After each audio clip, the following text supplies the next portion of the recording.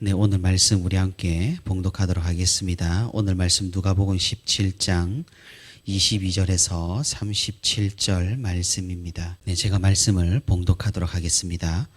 또 제자들에게 이르시되 때가 이르니니 너희가 인자의 날 하루를 보고자 하되 보지 못하리라. 사람이 너희에게 말하되 보라 저기 있다 보라 여기 있다 하리라. 그러나 너희는 가지도 말고 따르지도 말라. 번개가 하늘 아래 이쪽에서 번쩍이어 하늘 아래 저쪽까지 비침같이 인자도 자기 날에 그러하리라. 그러나 그가 먼저 많은 고난을 받으며 이 세대에게 버림받아야 할지니라. 노아의 때에 된 것과 같이 인자의 때에도 그러하리라.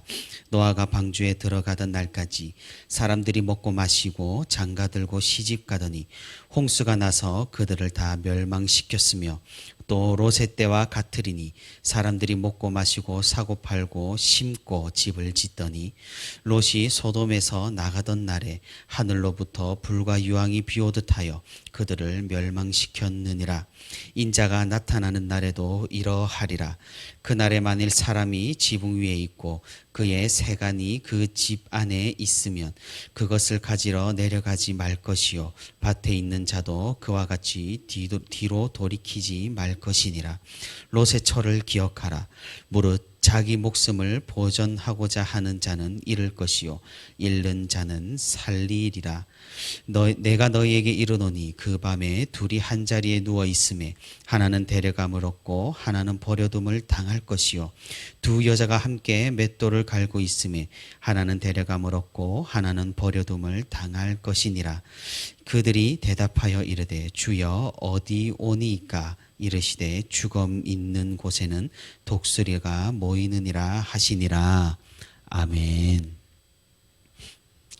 네, 오늘도 이렇게 주님과 함께하기 위해 새벽 기도에 나온 우리 성도 여러분 진심으로 환영하고 또 축복합니다. 오늘 말씀을 듣는 가운데 강한 확신과 또한 믿음의 결단이 함께하는 그런 시간이 되기를 주님의 이름으로 축복하고 또 소망합니다. 예수님께서는 하나님의 나라가 언제 어디에 임하는지를 지난 말씀에서 알려주셨습니다. 하나님의 나라는 이미 우리에게 임하였고 그 나라는 우리의 마음 가운데 있다고 말입니다. 예수님의 성육신, 하늘에서 이 땅으로 인간의 몸을 입고 내려온 그 사건은 하나님 나라의 임재를 의미합니다. 그것은 하나님께서 우리와 함께 하신 역사이기 때문입니다. 하지만 우리가 잘 알다시피 아직 완전히 임한 것은 아닙니다. 예수님께서는 모든 사역을 이루시고 하늘로 올라가셨습니다. 반드시 다시 오신다는 그 약속과 함께 말입니다. 주님께서 이 땅에 다시 오실 그날이 되면 우리 가운데 하나님 나라는 완전해지고 이 땅은 회복이 되어 영화롭게 되고 하나님을 믿는 성도들은 영광 가운데 하나님과 영원히 살게 될 것입니다. 그날에 하나님을 믿지 않는 자들은 하나님의 그 공의로운 심판 아래 놓이게 될 것이며 그 심판에서 그 누구도 그들을 위해 책임지지 않을 것입니다. 결국 하나님의 나라에 참여하지 못하고 격리가 되어 영원히 하나님과 단절된 삶을 살게 될 것입니다. 우리는 피조물입니다. 하나님께서 창조하신 피조물입니다. 이 피조물의 특징이 무엇입니까? 그것은 의존성입니다. 그러니 우리는 다른 것들에 의존하며 살아갈 수밖에 없습니다. 그 중에서 우리가 가장 크게 또 절대적으로 의존하는 것이 무엇입니까? 그것은 바로 하나님입니다. 모든 피조물들은 하나님의 창조 사역으로 태어났기 때문에 하나님을 떠나고서는 살 수가 없습니다. 그렇기 때문에 하나님과의 단절은 곧 영원한 죽음입니다. 영원한 불행입니다. 영원한 지옥입니다. 예수님께서는 이런 마지막 날이 곧 올 것이며 이미 임한 하나님 나라가 완성될 그날을 우리가 잘 준비해야 함을 말씀하고 있습니다. 오늘 본문 22절에 예수님께서는 제자들에게 말씀하십니다. 제자들도 하나님 나라가 온전히 임할 때를 기다렸습니다. 하지만 그 기다림은 예수님의 기대와는 사뭇 달랐습니다. 하나님의 나라를 오해한 제자들은 강력한 힘과 통치력으로 그리고 또 주권으로 하나님 나라가 임할 것을 기대했던 것입니다. 예수님께서는 이번에도 또다시 제자들에게 같은 내용으로 교훈을 해주십니다. 하나님의 나라는 그런 것이 아니며 너희가 그 나라의 완성을 목격하는 것을 기대하지만은 그날 하루는 너희가 볼 수 없을 것이라고 말입니다. 참으로 예수님께서는 헷갈리게 말씀을 하시는 것 같습니다. 어떤 때는 정말 이제 막 하나님의 나라가 완성될 것처럼 말씀을 하시다가도 또 어떤 때는 하나님 나라의 완성이 저 멀리 있는 것처럼 말씀하시기 때문입니다. 그런데 예수님께서 이렇게 헷갈리게 말씀하시는 것은 틀린 것은 아닙니다. 왜냐하면 하나님이신 예수님께서는 시간을 초월하신 창조주의 신성도 가지고 계십니다. 그러니 그 마지막 날은 예수님에게 어떤 시점이나 또는 많은 시간이 흐른 뒤의 개념이 아닐 것입니다. 시간을 초월하셨기 때문이죠. 하지만 예수님은 동시에 또한 인간의 몸을 입으시고 우리에게 시간적인 개념으로 이 마지막 날을 설명해 주실 때도 있다는 사실입니다. 그러니 그 가르침 속에는 시간의 흐름이 들어갈 때도 있는 것입니다. 예수님께서는 마지막 날에 대해 그 누구도 예측을 할 수가 없고 그 누구도 분석할 수도 없으며 그 누구도 예언할 수 없다고 말씀하십니다. 24절에 번개가 번쩍이는 것 같이 인자의 날도 예측 불가능한 상황에서 순식간에 임할 것이라고 말씀합니다. 또한 노아 홍수 때와 같이 소돔과 고모라 멸망의 때와 같이 그 누구도 예측하지 못하고 삶이 계속될 줄만 알고 안전하다고 안심하는 그 찰나에 주님의 심판은 이 땅에 펼쳐질 것입니다. 34절과 35절에서 주님께서는 그날이 오면은 하나님께서 정하신 택한 백성은 즉시 구원하셔서 데려감을 당할 것이고 주님을 외면한 유기된 자들은 버려둠을 당할 것이라고 말씀을 합니다. 이 마지막 때는 2000년 전부터 시작되었습니다. 이미 시작되었습니다. 제가 지난번에도 말씀드렸듯이 말세라는 것은 어느 특정한 시기가 아닙니다. 주님께서 승천하시고 난 뒤부터 바로 오늘 지금 순간까지 우리는 말세의 때를 살고 있는 것입니다. 그러니 우리는 굳이 현혹될 필요가 없고 혼란스러워할 이유가 없는 것입니다. 모든 시기에 말세의 징조가 있었습니다. 특별히 오늘날 말세라고 강조하며 사람들에게 공포감을 조성하는 그런 사람을 우리는 조심해야 합니다. 주님께서도 23절에 말씀하십니다. 사람이 너희에게 말하되 보라 저기 있다 보라 여기 있다 하리라. 그러나 너희는 가지도 말고 따르지도 말라. 며칠 전에 어느 성도님께서 전화로 상담을 요청하셔서 꽤 오랜 시간 동안 통화를 했습니다. 들어보니 자기 주위에 이제 JMS 이단에 빠진 사람이 있는데 평소에 별 이야기를 안 하다가 요 며칠 근래에 갑자기 삼위일체 이야기를 하면서 자신에게 넌지시 같이 가보지 않겠느냐고 말했다고 합니다. 무려 1년을 기다리며 관계를 쌓고 난 뒤에 벌인 행동이었습니다. 다행히도 그 성도분은 확신 가운데 있었기 때문에 흔들리지 않고 대체 JMS가 말하는 삼위일체가 무엇인지 알기 위해서 저에게 상담을 요청했던 것입니다. 이런 이단과 사이비의 특징이 무엇입니까? 결국 재림의 예수로 혹은 하나님께서 보내신 압도적인 능력의 선지자로 자신을 소개한다는 것이 이 이단과 사이비의 특징입니다. 종말의 두려움과 기대감을 악용하여서 사람들을 현혹시키고 세뇌시켜서 자신을 절대적으로 따르는 그런 꼭두각시로 만드는 것입니다.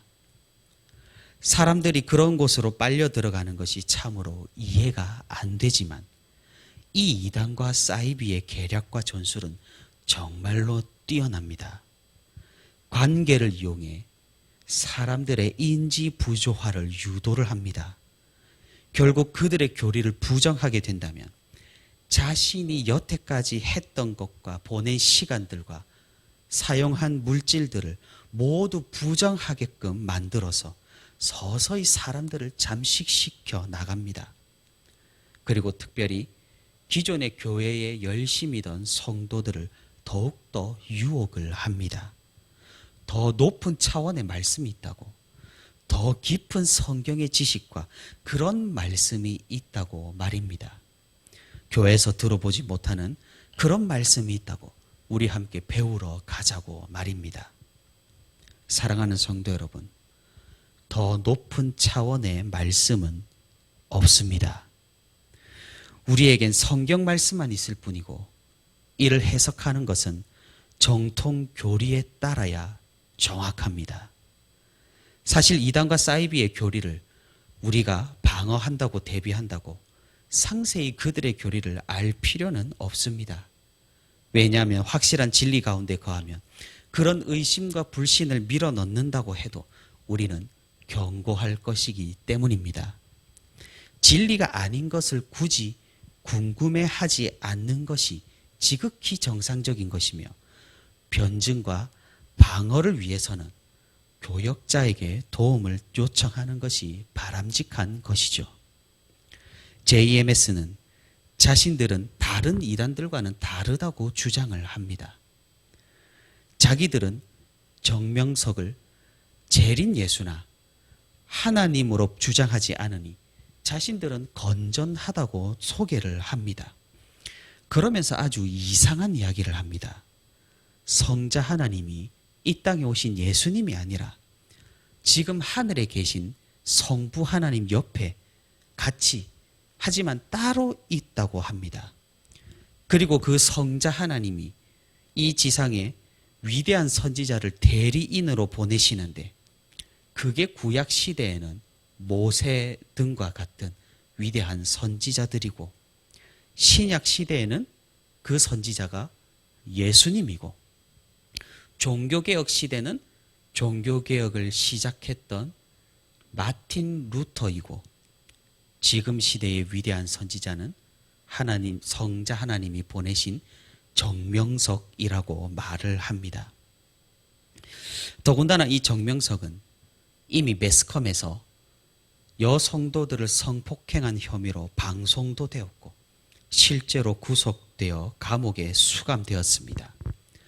그런데도 이런 말도 안 되는 교리에 현혹이 되고 그 수감된 사실을 부인하고 모함을 당했다고 조작을 했다고 그곳에 열심을 내는 사람이 있다는 사실입니다.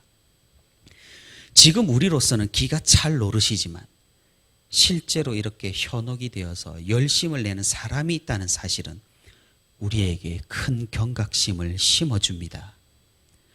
이것은 이미 예수님께서 경고하신 내용입니다. 여기에 있다, 저기에 있다. 이단과 사이비가 얼마나 많은지 모릅니다. 가지도 말고 따르지도 말라. 하지만 사람들은 현혹되어 많은 수가 넘어갔습니다. 우리가 어떤 교회의 건정성과 정통성을 확인하는 방법이 있습니다. 그것이 무엇입니까? 그것은 무엇을 또는 누구를 진리로 내세우냐는 것입니다. 다시 말해 그 교회가 교조주의적인가를 살펴보는 것입니다. 우리는 예수 그리스도를 구세주로 믿고 성령의 감동으로 된 이 성경을 믿습니다. 우리는 목사가 어떤 인간과 하나님 사이의 신령한 존재가 아니라 말씀을 맡은 장로이며 조금 더 존경할 직분을 맡은 사람으로 여깁니다. 여기에서 차이가 극명하게 드러나는 것입니다. 정통교회는 특정한 사람을 내세우질 않습니다. 오직 예수와 오직 말씀입니다. 주님께서는 이 말세의 시대에 징조들이 나타날 것을 말씀하셨습니다. 37절에 제자들이 묻습니다. 이스라엘이 아니라면 대체 어디에 하나님 나라가 온전히 임하며 마지막 날이 도래하겠느냐고 예수님께 질문을 합니다. 예수님께서는 속담을 인용하시며 대답을 해주십니다. 주검이 있는 곳에는 독수리가 모이느니라. 독수리가 하늘 위에 빙빙 도는 것이 보이면 그곳에 어떤 사체가 있음을 우리는 짐작을 할 수가 있습니다. 그런 것처럼 이 말세의 징조가 분명히 보일 것이라고 말씀하셨습니다. 아니나 다를까 이 말세의 징조들은 예수님께서 말씀하신 이 말세의 징조들은 예수님께서 하늘로 올라가신 이후로 계속해서 보여지고 이때까지 나타났습니다. 그러니 우리는 주님의 말씀에 따라 더욱 우리 자신을 돌아보고 근신하여 이 말세 때에 다른 것들에게 현혹되지 않도록 끝까지 진리를 붙잡아야 할 것입니다. 주님께서는 이 말세 때에 우리가 어떻게 살아야 하는지도 알려주십니다. 33절에 무릇 자기 목숨을 보존하고자 하는 자는 잃을 것이요 잃는 자는 살리라라고 말씀을 하십니다. 이게 무슨 말입니까? 말세에 우리가 실제로 목숨을 내어 놓는다면 구원을 얻는다는 그런 직접적인 말씀일까요? 그렇지는 않습니다. 예수님께서는 말세의 시대에 우리가 하나님의 말씀을 따를 것인지 혹은 먹고 사는 것이 걱정되어 안타까운 선택을 할 것인지를 말씀하고 있는 것입니다. 우리가 살아가야 하는 염려와 걱정 때문에 하나님의 말씀이 아니라 잘못된 선택을 계속한다면 그 누구도 구원을 보장할 수 없다는 주님의 경고의 말씀인 셈입니다. 예전에는 더욱 그랬겠지만 지금 시대도 당장 우리가 주님의 말씀을 따른다면 우리의 생계가 위협을 받을 만한 그런 것과 같은 상황이 있는 것입니다. 이런 상황은 어느 누구에게나 언제든지 있기 마련입니다. 하지만 살려고 어쩔 수 없이 한다며 했던 선택들이 사실 우리 영혼에 치명적일 수가 있으며 그런 선택들이 모여서 결국 우리가 신앙을 놓치게 되는 경우가 있다는 분명한 사실입니다. 저는 사역 초창기부터 사역 처음부터 청년들을 지도하면서 이런 경우를 굉장히 많이 봐왔습니다. 요즘 취업하기가 정말로 힘든 그런 시대입니다. 사실 우리 청년들 아르바이트 자리 하나도 귀한 그런 시대입니다. 일자리는 더욱더 그러합니다.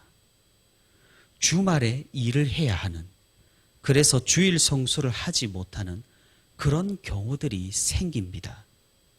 또는 어떤 불법적인 일을 해야 하는 일도 생길 수가 있는 것입니다. 그렇다면 청년들은 이제 선택을 해야 합니다. 교회에서 들었던 말씀대로 사는 것을 선택할 것인가? 아니면 이 어려운 시대에, 취업하기 힘든 시대에 그냥 계속해서 먹고 사는 길을 선택할 것인가를 말입니다. 주님께서는 그런 선택의 상황에서 과감히 하나님을 선택하고 말씀을 선택하라고 지금 우리에게 말씀하고 있는 것입니다. 하나님께서는 공중의 새와 들의 풀도 먹이시는 분이시니 우리에게 다른 길을 보여주시고 결국 우리를 올바른 길로 이끌어 주신다고 말입니다. 하지만 우리는 그런 선택을 하기 쉽지가 않다라는 사실입니다.